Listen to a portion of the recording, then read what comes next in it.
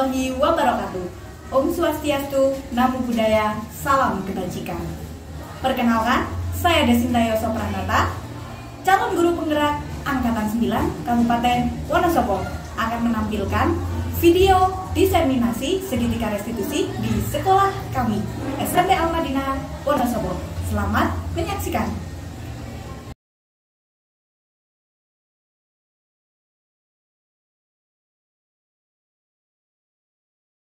Assalamualaikum warahmatullahi wabarakatuh. Bismillahirrahmanirrahim. Yang terhormat Kepala SMP Al-Madinah Wonosobo, Ustaz Faizal Arifin, ataupun yang mewakili pada hari ini, dan yang saya hormati seluruh Dewan Asatidz yang hadir. Puji syukur kehadiran Allah Subhanahu wa Ta'ala yang telah melimpahkan rahmat dan hidayah kepada kita semua, sehingga pada kesempatan siang hari ini kita dapat berkumpul dalam acara diseminasi segitiga restitusi oleh saya, Desinta Yoso Pranata, calon guru penggerak Angkatan 9 Kabupaten Wonosobo. Sholawat serta salam senantiasa tercurah kepada junjungan kita Nabi Muhammad Sallallahu Alaihi Wasallam yang kita nantikan syafaatnya di yaumul akhir. Terima kasih Ustaz-Ustazah. Pada kesempatan kali ini saya berdiri di sini bukan dalam artian saya menggurui ataupun saya yang lebih memiliki banyak ilmu, namun di sini saya mengajak Ustazah-Ustazah sekalian untuk berbagi, untuk belajar bersama kaitannya dengan segitiga restitusi. Di mana segitiga restitusi ini adalah materi yang saya dapatkan dari program pendidikan guru penggerak Angkatan 9. Nah, apakah Bapak Ibu sekalian akhir-akhir ini menemui masalah tentang kedisiplinan siswa-siswi kita di SMP Al-Madinah Wonosobo? Kira-kira sering lewat jalan kita menemui bus?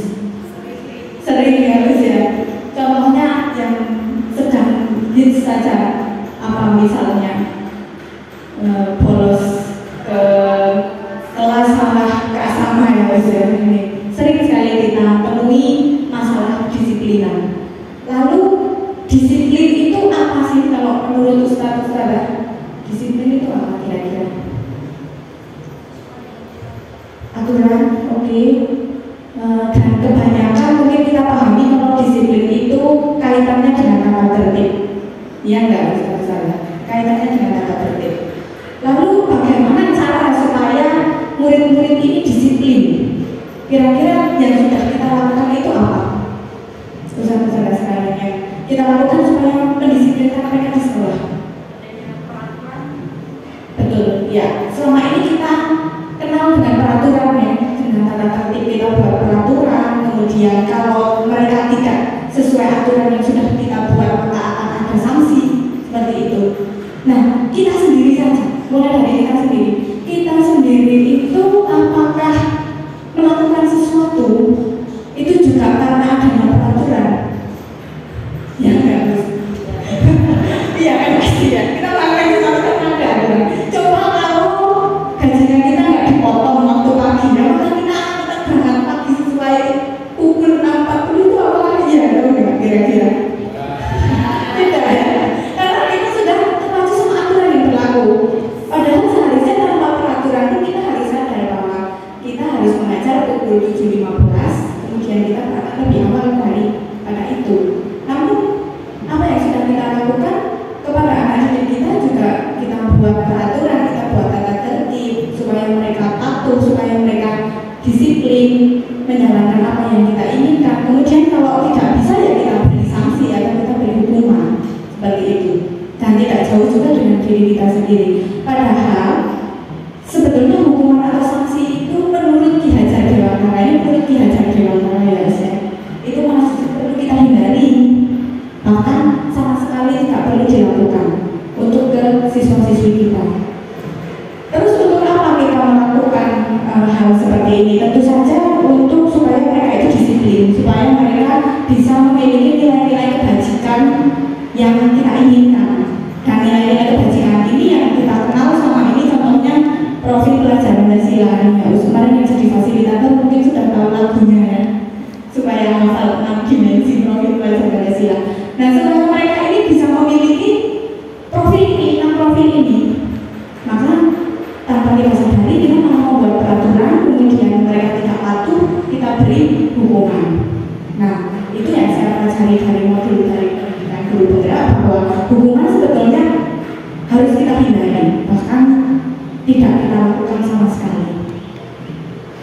Nah, ini kalau tadi saya ambil contoh dari kita berangkat, kemudian kita melakukan presensi Finder seperti itu, kita melakukan ini untuk apa? Apakah supaya gajinya tidak dipotong? Apakah kita berangkat ke sekolah lebih awal supaya dipuji kepala sekolah?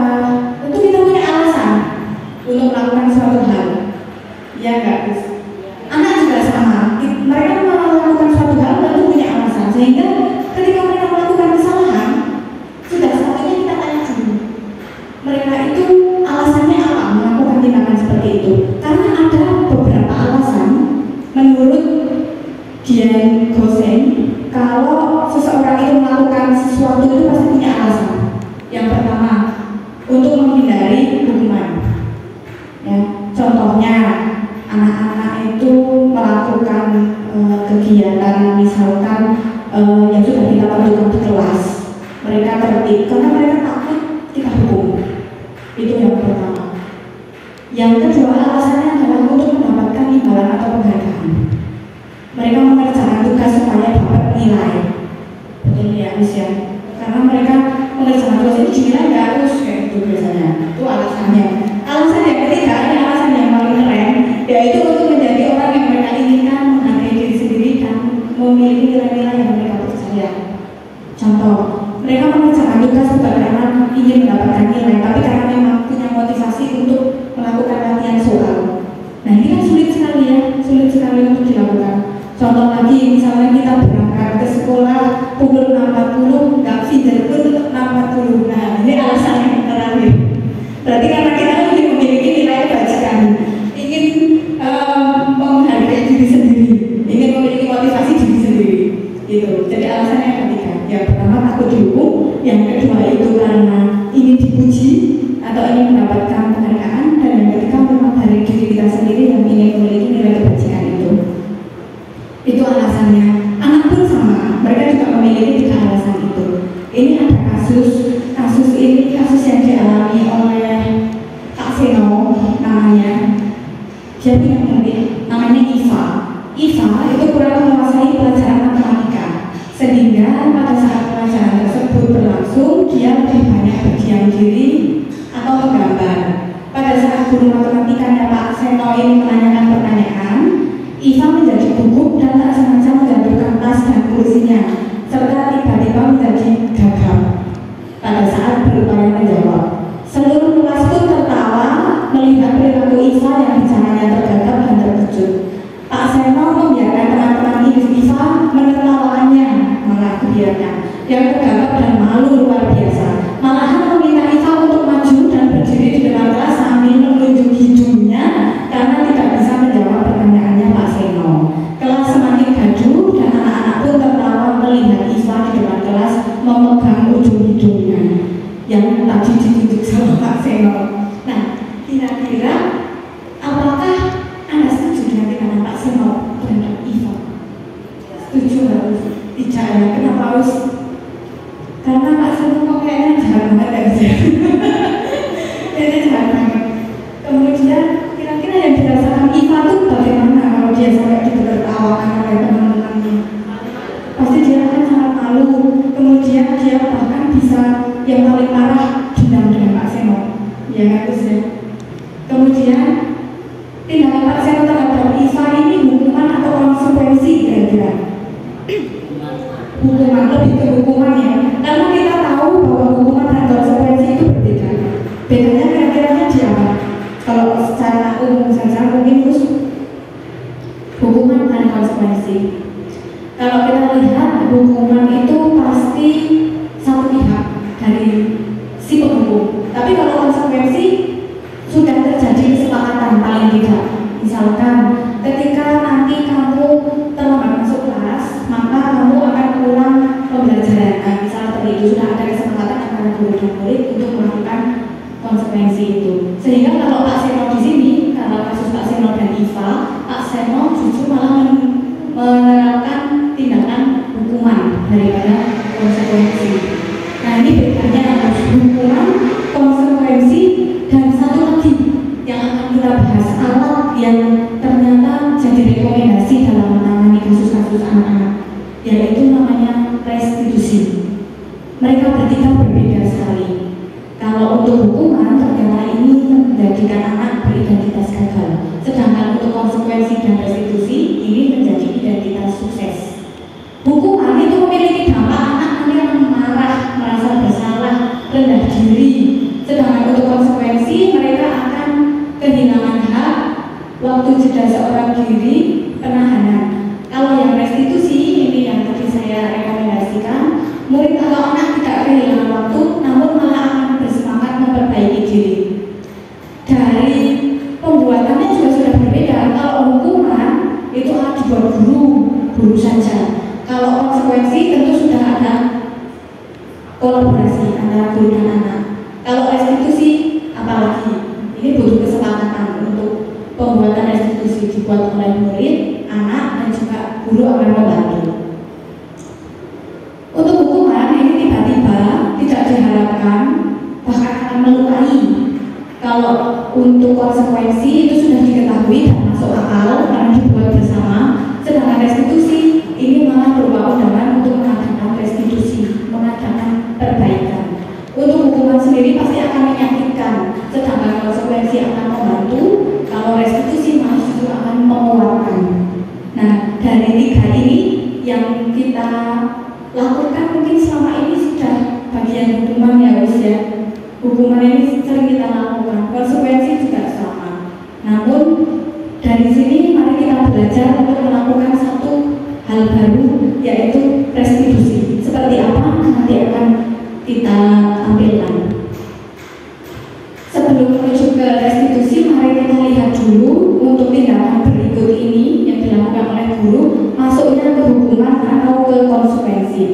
Lari mengelilingi lapangan basket 2 kali karena terlambat hadir. Hukuman, ya, oke. Membersihkan coretan yang dibuat di meja tulis. Mereka berarti melakukan kesalahan mencoret-coret meja tulis, kemudian guru menyuruhnya membersihkan coretan. Berarti konsekuensi. Oke. Menggantikan kertas tugas teman yang telah dicoret-coret. Konsekuensi. Berdiri di depan kelas sambil mengangkat satu kaki karena tidak bisa menjawab pertanyaan. Hukuman. Membersihkan tumpahan air di meja tulis karena tersenggol pada saat belajar. Konsekuensi. Nah, berarti kita sudah bisa membedakan antara hukuman dengan konsekuensi. Nah, sekarang kita akan menuju ke restitusi. Kenapa guru perlu melakukan restitusi? Karena seperti yang tadi sudah saya katakan bahwa setiap anak melakukan kesalahan itu pasti memiliki alasan. Nah, alasan-alasan itu hubungannya dengan kebutuhan dasar manusia yang ada 5 jumlahnya. Yang pertama, bertahan hidup. Yang kedua, penguasaan. Yang ketiga, kasih sayang dan rasa diterima. Yang keempat, kesenangan. Dan yang kelima adalah kebebasan. Pasti di antara 5 itu ada yang belum dipenuhi, makanya mereka itu jadi tidak disiplin. Ya. Contohnya, kasus Dinda. Dinda itu adalah seorang anak kelas 3 SD. Begitu tiba di rumah sepulang dari sekolah, dia menangis dan mengadu pada ibunya bahwa dia benci pada ibu kami, gurunya. Menurut Anda, kebutuhan apa yang berusaha dipenuhi oleh Dinda jika jawabannya seperti ini ketika ditanya? Ibu guru bilang, aku tidak boleh bersenang sewaktu mengerjakan tugas. Katanya, kelas harus tenang, tidak ada suara, kan nggak seru jadinya. Nah, kalau dia jawab kayak gitu, kira-kira kebutuhan dasarnya itu adalah apa dari 5 ini? Apakah bertahan hidup, apakah penguasaan, apakah kasih sayang, atau kesenangan, atau kebebasan? Kira-kira harus kesenangan. Kesenangan ya, karena dia pengen bersenang dulu. Kebebasan juga karena dia pengen bersenang-senang, pengen bebas. Malah sama gurunya itu dikekang, sehingga dia menangis. Coba kalau kita tidak tanya, kan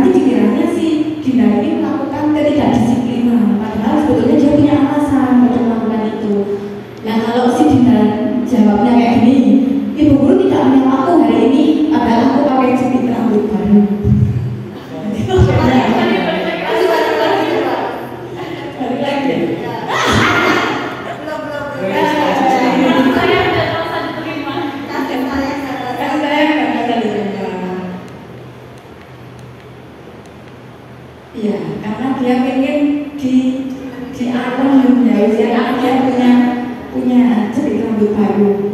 Yang ketiga, kita akan identifikasi jawabannya Dinda kalau jawabnya seperti ini. Aku bosan, masa belajarnya cuma gitu-gitu aja, dengerin ibu guru aja. Kira-kira ini namanya.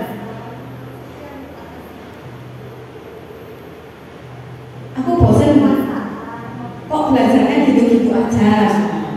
Kesenangan guys, atau kebebasan kesenangan ini ketika saya benar-benar kebebasan. Ya berarti pengen keluar mungkin karena dia bosan, dia malas kalau cuma dengerin itu aja. Karena kan cara belajar anak kan berbeda-beda ya. Oke. Nah sekarang di sini ada 5 posisi kontrol kita sebagai guru. Dan setelah saya mempelajari ini ternyata tanpa sadar itu saya sudah melalui itu semua. Coba nanti mungkin usaha-usaha pasti juga pernah melakukan ini karena kita kan sudah berkecimpung di dunia pendidikan beberapa waktu yang lalu. Yang pertama itu ada penghukum, posisi penghukum, pembuat rasa bersalah, teman, pemantau, dan manajer. Nah nanti kira-kira kita itu seringnya ada di posisi mana? Kalau penghukum, misalnya seperti patuh ya bukan saya, atau awas, kamu selalu saja salah. Nah ini penghukum. Kalau sering kita melakukan atau mengatakan seperti ini kepada murid kita, itu kalau posisi penghukum. Kalau membuat rasa bersalah, contohnya gimana coba kalau orang tua kamu tahu kamu berbuat begini? Kok saya sering ya? Gimana coba kalau orang tua kamu tahu kamu berbuat begini? Kamu nggak kasihan sama orang tua kamu nggak kasihan tuh sama ustazah. Nah, jadi berarti posisi kita ada membuat rasa bersalah. Ibu kecewa sekali dengan kamu. Kalau kita sampai seperti ini sebetulnya nanti anak akan merasa dia itu gagal, identitas gagal tadi. Oh berarti saya belum bisa membanggakan orang tua saya. Dia nanti malah akan down. Nah maksudnya seperti itu. Kalau di posisi ketiga, kayak penghukum kan tadi sudah sangat untuk dihindari ya. Teman, posisi teman. Ayolah bantu bapak, bimbing bapak ya, gitu. Atau ya sudah tidak apa-apa, nanti ibu bantu bereskan. Nah ini biasanya juga sering kita lakukan sebetulnya, ya kan? Misalnya di anak walinya kita, seringnya kayak gitu di anak walinya kita. Ayolah bantu bimbing bapak, kayak apa jangan melas kayak gitu. Ini kita berarti ada di posisi teman. Mereka akan menganggap kita sebagai teman, tapi dampaknya bisa jadi buruk juga karena nanti mereka akan menganggap kita seperti teman, terus bisa jadi seenaknya sendiri. Atau bahkan karena dianggap teman, jadi mereka mengandalkan kita. Mereka jadi nggak bisa gerak sendiri. Yang keempat adalah pemantau. Pemantau ini biasanya berdasarkan data. Kayak kamu presensinya udah berapa kali nggak masuk kayak gitu. Peraturannya apa, sanksi atau konsekuensinya apa, kayak gitu. Mereka berdasarkan data. Jadi basisnya data. Pemantau. Nah ini yang kelima, ini posisi manajer. Biasanya ditanyakan adalah seperti ini. Apa yang sudah kita yakini? Kayak gitu. Jika kamu meyakininya, apakah kamu bersedia memperbaikinya? Nah ini pertanyaannya sangat luas sekali ya, luas sekali untuk manajer. Karena untuk manajer ini diibaratkan seorang guru sudah memiliki keyakinan kelas dengan murid-muridnya. Jadi kalau memang sebelum kita belajar tentang ini, pasti kita membuat namanya tata tertib kelas atau peraturan kelas. Gimana kata-katanya itu kan kayak dilarang terlambat, kayak gitu. Nah sedangkan untuk keyakinan kelas, gimana kalau kita nanti di posisi manajer, membuat keyakinan kelas itu kata-katanya tidak boleh negatif, kayak dilarang terlambat masuk kelas. Tapi justru kata-katanya harus positif, misal hadir tepat waktu. Nah kayak gitu. Itu berarti kita sudah membuat keyakinan kelas. Di posisi manajer, guru akan mengulas lagi keyakinan yang sudah dibuat bersama dengan murid. Ayo kemarin keyakinannya apa? Sekarang kamu lakukan apa? Terus kamu mau memperbaikinya akan seperti apa? Diserahkan ke murid. Jadi kita tidak serta-merta menyalahkan mereka. Itu posisi manajer. Nah, mari kita simak video berikut ini tentang 5 posisi kontrol. Nanti satu-satu bisa menonton.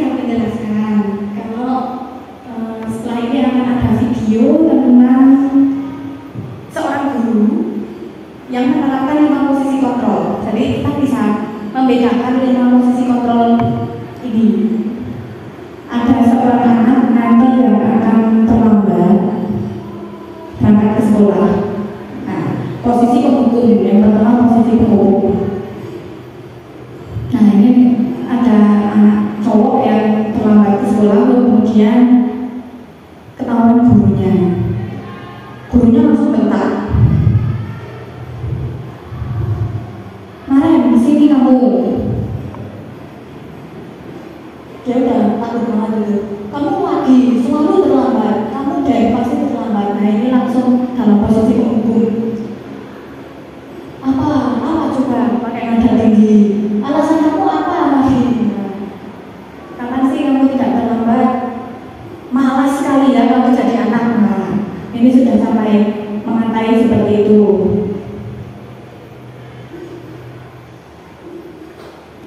Sama kamu keliling lapangan basket 2 kali. Nah berarti dia sudah seorang guru ini sudah dalam posisi menghukum. Kamu mau lawan ibu ya? Berani-beraninya jawab.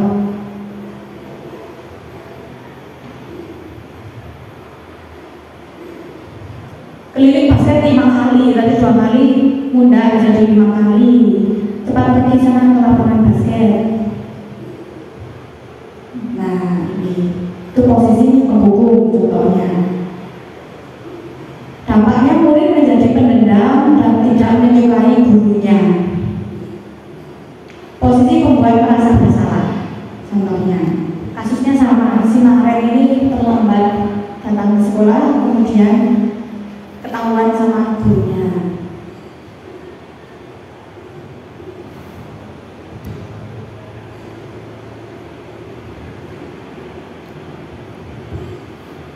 Kamu kenapa terlambat lagi, nak? Dia tidak begitu tinggi nadanya. Senang ya bikin ibu susah. Nah ini membuat merasa bersalah. Nanti ibu yang ditegur bapak kepala sekolah, nak. Nah berarti kan ibu ini ingin menunjukkan bahwa kalau Naren yang berbuat salah, ibunya bakal ditegur kepala sekolah, sehingga Naren akan merasa bersalah. Duh Gusti, Naren.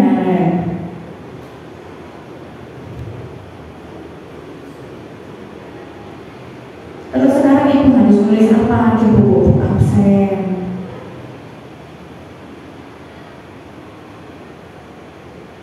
Maaf Bu, maaf sekali. Kemudian pembuat merasa bersalah ini nanti suaranya berbeda dengan penghukum. Dia lebih lembut, namun kata-katanya tetap condong menyalahkan murid. Dampaknya membuat murid merasa bersalah dan rendah diri. Identitasnya identitas gagal. Selanjutnya posisi yang ketiga yaitu posisi teman. Sama kasusnya si Naren lagi.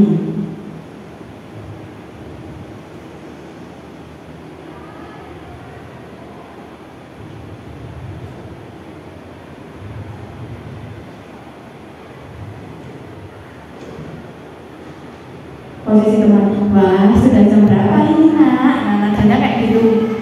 Dia menganggap si Naren ini teman dan Narennya juga merasa nyaman ya, karena dia menjawabnya juga dengan senyum. Kamu malah menyalahkan ibu. Kamu bukannya anak yang larinya paling kencang, kok terlambat sih? Kayak gitu ya. Kayak dia menganggap teman banget. Membuat nyaman sebetulnya. Tapi dengan ini malah si Narennya juga akan bercerita terbuka dengan ibunya. Tidak ada penghukum di sini, tidak ada yang membuat Naren merasa bersalah juga. Ya sudah, sana kamu masuk kelas, ibu beresin absen kamu ini ada saja. Nah dengan kata-kata seperti itu menganggap si Narennya adalah teman dari gurunya. Posisi teman, ciri-cirinya suara guru akan lebih lama daripada posisi lainnya, cenderung bersedang gurau untuk menghangatkan suasana.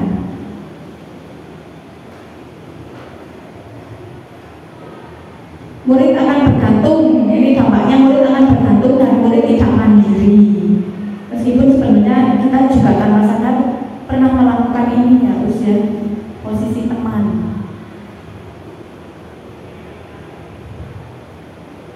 Nah ini posisi pemantau, contoh videonya masih sama si Naren yang terlambat. Naren, apa peraturan sekolah kita tentang jam berapa kita masuk? Nah ini sudah berbasis data pemantau. Sudah tahu konsekuensinya, terlambat. Nah, mantau. Saya harus tinggal kelas pada jam istirahat selama 20 menit. Konsekuensinya si Maren juga sudah tahu.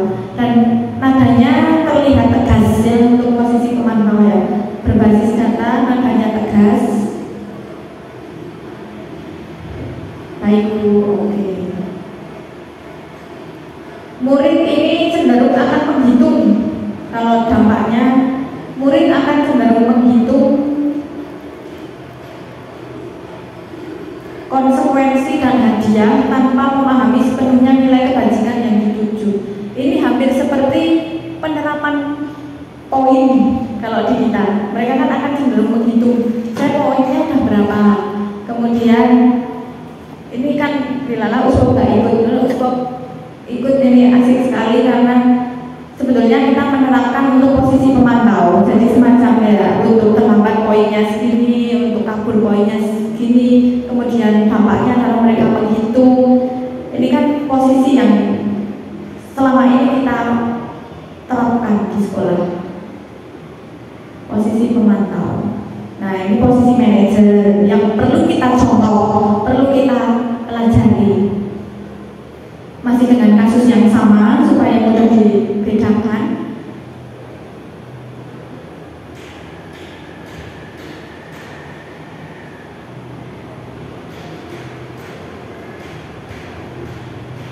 Posisi manajer,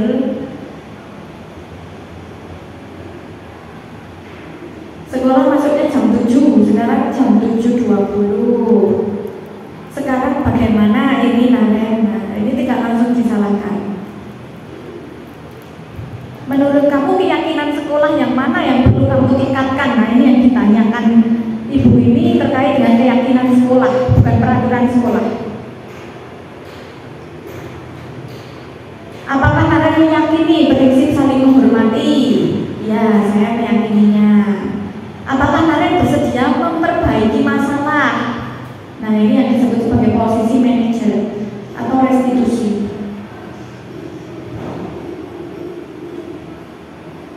Kemudian Naren akan memberikan masukan terkait perbaikan yang akan dia lakukan.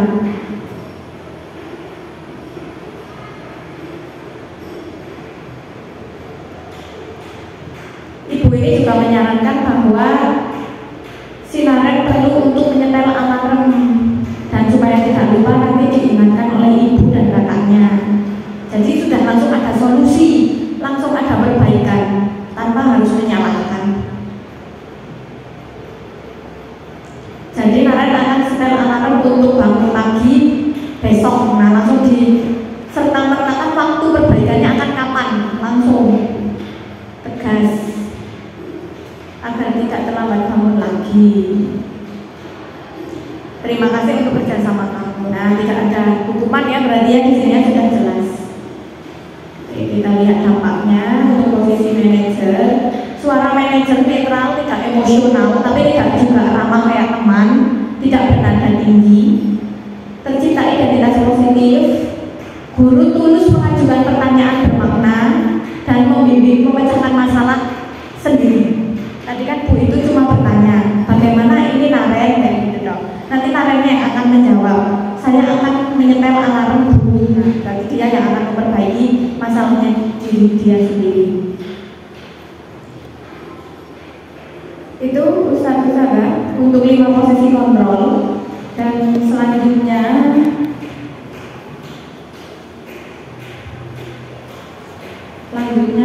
adalah segitiga restitusi. Ini adalah segitiga restitusi yang tadi saya katakan sangat luar biasa, bisa kita gunakan untuk melakukan pendekatan kepada anak, di mana perlu kita berada pada posisi manajer. Yang pertama adalah kecil sekali ya, menstabilkan identitas. Ini langkah pertama. Langkah kedua, mengiring dulu validasi tindakan yang salah, dan langkah yang terakhir adalah menanyakan keyakinan. Untuk menstabilkan identitas itu bisa dengan kata-kata, setiap orang pasti pernah melakukan kesalahan Mas, Mbak. Kamu itu bukan satu-satunya yang pernah melakukan ini.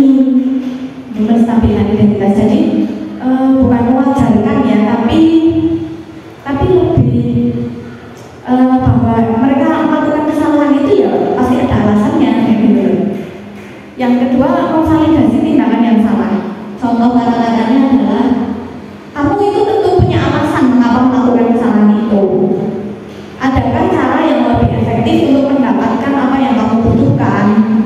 Misalkan dia membutuhkan dari 5 kebutuhan dasar tadi, apakah ada cara lain supaya tidak melakukan hal yang salah tadi? Dan yang terakhir, ditanyakan keyakinannya. Keyakinan plus apa yang telah kita sepakati? Kamu ingin menjadi orang seperti apa? Bagaimana cara kamu memperbaiki? Kayak tadi kasus Maren. Nah, segitiga restitusi ini perlu kita ketahui dan perlu kita pelajari bersama. Dan saya senang sekali bisa berbagi juga dengan saudara di sini, karena kemarin juga saya sempat melakukan secara asli yang bukan di video ya. Yang di video itu kan udah tak share, udah tak setting. Yang tidak itu saya melakukan beneran itu sama Mas Mirza kelas 9A dan Mas Afifiyah, itu juga saya lakukan. Dan kalau saya lihat dampaknya ya luar biasa, karena si Mas Mirza ini setelah itu beberapa pertemuan dia nggak bolos di kelas saya, nggak tahu ya nanti kelas yang lain bolos. Karena saya sudah mencoba membuat skenario, kemudian saya coba tanyakan langsung ke dia kayak gitu. Nah, ini ada contohnya juga videonya, video bapak-bapak, pak guru yang melakukan segitiga restitusi kepada seorang anak.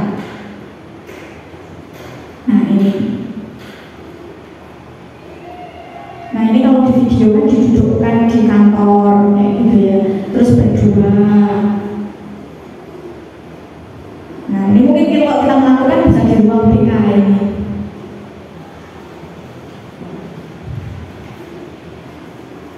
Kesel Pak, masa aku dikatain tukang fitnah Pak? Ya aku marah lah, aku balik ngatain BK, kesel banget. Nah ini sih Pak, ini biasa aja katanya. Kamu pasti marah dan kesal ya dituduh sebagai tukang fitnah. Nah, dia mengiyakan apa yang terjadi. Kemudian pada saat itu kamu mau melakukan apa? Saya langsung ngatain Pak, aku kesel banget, saya bentak-bentak dia di depan teman-teman lain. Digali dulu informasinya, alasannya kira-kira apa? Ya Pak, masa saya diam saja, saya dituduh tukang fitnah. Nah, pasti kamu pertahankan sesuatu yang penting untuk kamu. Jadi Pak itu juga mengiyakan bahwa si sarang ini punya alasan melakukan itu.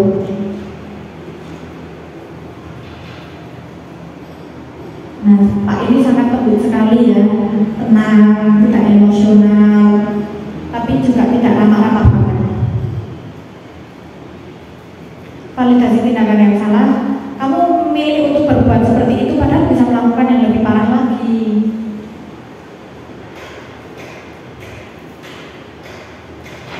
Nah, sesuai dengan keyakinan kelas atau tidak, menanyakan keyakinan. Dan si Sarah ini ya sadar, ternyata dia ini sudah melanggar keyakinan kelas. Sebenarnya saya sangat menghargai orang lain. Mungkin pada saat itu saya emosi dan tidak menunjukkan sikap itu. Jadi dia memperbaiki diri dia sendiri. Kita cuma memfasilitasi aja. Kalau kita lihat kan gurunya cuma tanya-tanya gitu loh kan. Jadi cuma membantu si Sarah ini melakukan perbaikan untuk kesalahannya dia.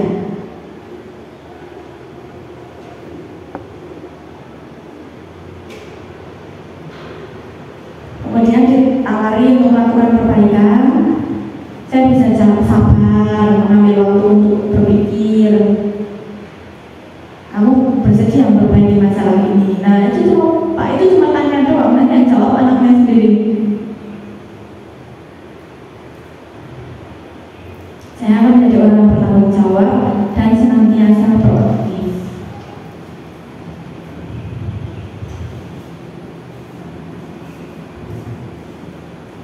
Nah ini saya juga tidak tahu dan mungkin kita mempunyai pemikiran masing-masing ya. Apakah semua anak itu bisa kita terapkan seperti ini, mengingat tingkat ketidakdisiplinannya kan itu berbeda-beda.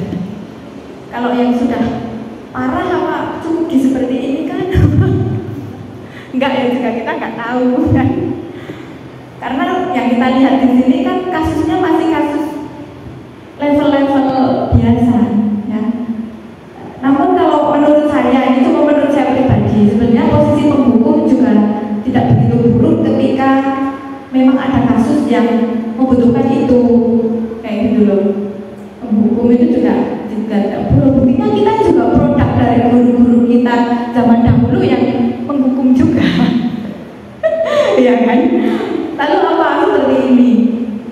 Ya semoga ilmu ini bisa kita terapkan di sekolah.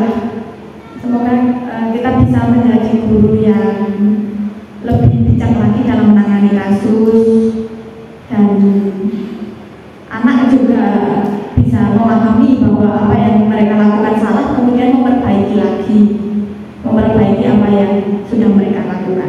Pada dasarnya mereka itu sadar kalau mereka melakukan kesalahan sebetulnya, kayak mereka tidak jamaah misalnya, kemudian di asrama tidur-tiduran. Ketika ada kita pun mereka sudah takut karena mereka sudah tahu bahwa mereka melakukan kesalahan. Namun alangkah lebih baiknya jika kita tidak perlu marah-marah atau sampai memukul, karena kita ketahui kasus akhir-akhir ini kan banyak ya guru memukul siswa kemudian dipenjara, dilaporkan polisi. Kita tentu saja berharap semoga kita tidak menjadi guru yang seperti itu. Pokoknya kita harus jaga emosi kita seperti itu. Ada mungkin yang perlu kita bahas atau pertanyaan mungkin terkait segitiga restitusi.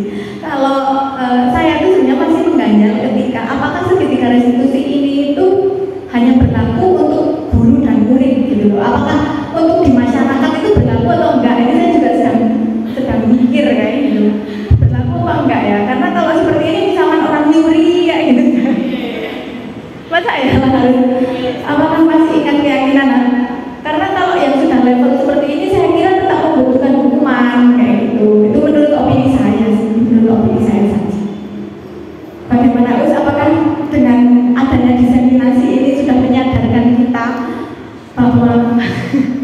bahwa hukuman itu tidak boleh kita lakukan, bahwa sampai jiwel, sampai nyubit, sampai mukul, semoga tidak ada dari kita yang seperti itu. Yang penting kita harus selalu waspada dan menyadarkan anak-anak saja. Begitu Ustazah, ada yang mau ditanyakan tidak kira-kira? Kalau tidak ada, ada Us, gimana? Oke, paling mic bisa Ustazah? Oh tidak, berarti sudah paham. Sudah paham.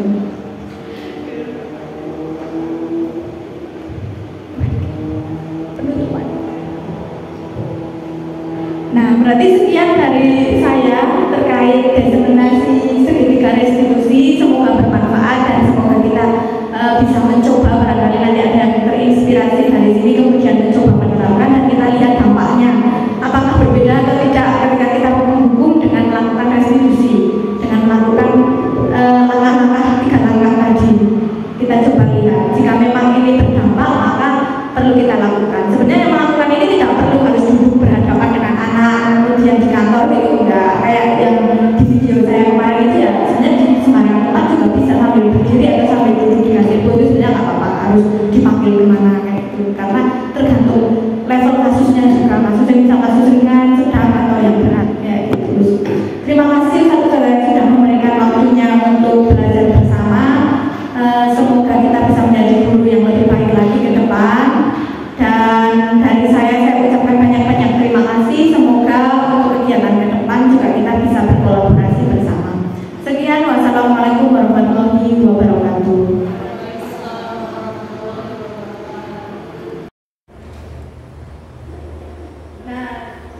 Nah itu tadi Ustazah terkait segitiga restitusi. Mungkin ada yang ingin bertanya atau ingin membahas sesuatu terkait kasus di sekolah kita, atau mungkin malah memberikan penguatan atas apa yang sudah saya sampaikan tadi.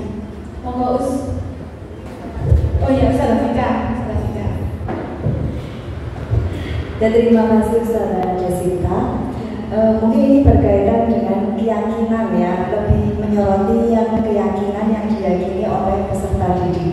Di mana kita tahu keyakinan peserta didik itu kan harus ditumbuhkan, harus dikuatkan. Karena ini tentu berkaitan erat dengan karakter peserta didik kita. Di mana ketika kita lihat, kita sinkronkan dengan rapor pendidikan ternyata karakter peserta didik kita itu masih perlu ditingkatkan lagi.